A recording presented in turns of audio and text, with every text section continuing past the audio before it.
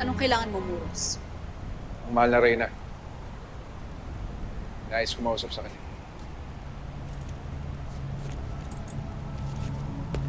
Sino ang tinutukoy mo, Muros? Abisala mga mahal na sangre. Huwag sa akin pagkabala sa inyo lahat. Nagtayos ko sana humingi ng tulong. Pagkat nakaisip na ako ng paraan kung paano mababawing muli ang sapiro sa kamay ni Loren.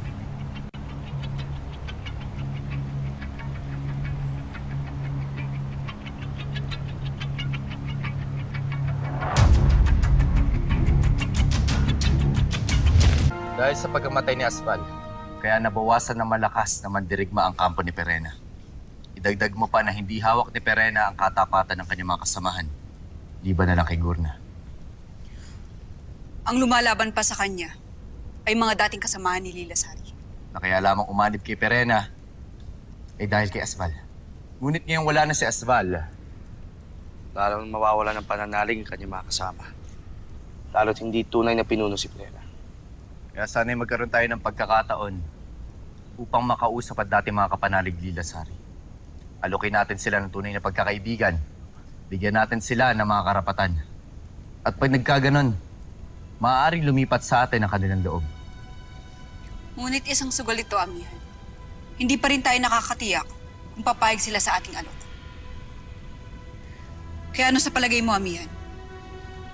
Ibrahim, balikan mo sila. Akhil, sumama ka. At ipangako mo kay Maika at sa mga naiwang kasama ni Asval na handa akong bigyan sila ng lupang matatawag nilang kanila. At kung kailangan nila ng tulong upang magsimula muli, ibibigay ko rin yun sa kanila. Kung kailangan din nila ng proteksyon, handa rin akong ibigay yun sa kanila. Magandang alok ito. Halinawa ay tanggapin nila ito. Abisala Ashma, mahal na Reyna. Phil, tayo na.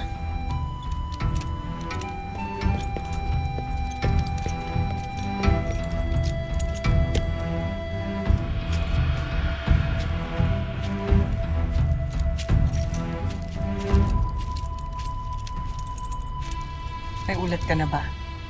Alam mo ba kung saan itinagaw nila Amihan sina Lilasar? Wala pa akong alam. Ngunit may dala akong balita na tiyak na ikatutuwa niyo rin. Kung ganun, ano yun?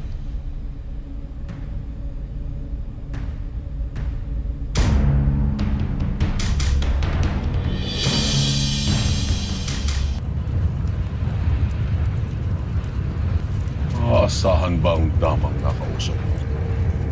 Nakatitiyak ka ba na hindi mali ang pinapalita niya sa'yo? Batid niyang papaslangin ko siya kapag niloko niya ako.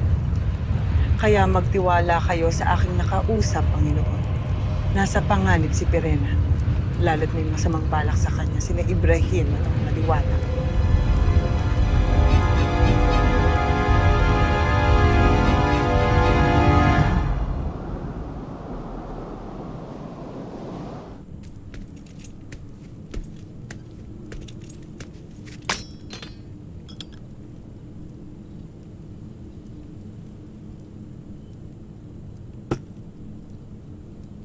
May nilalang dito. Asan ka? Magpakita ka!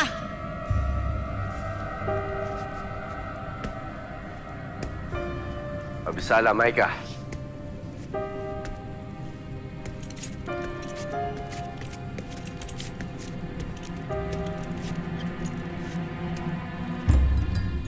Huwag ka mag-alala. Nais lamang namin makipag-usap.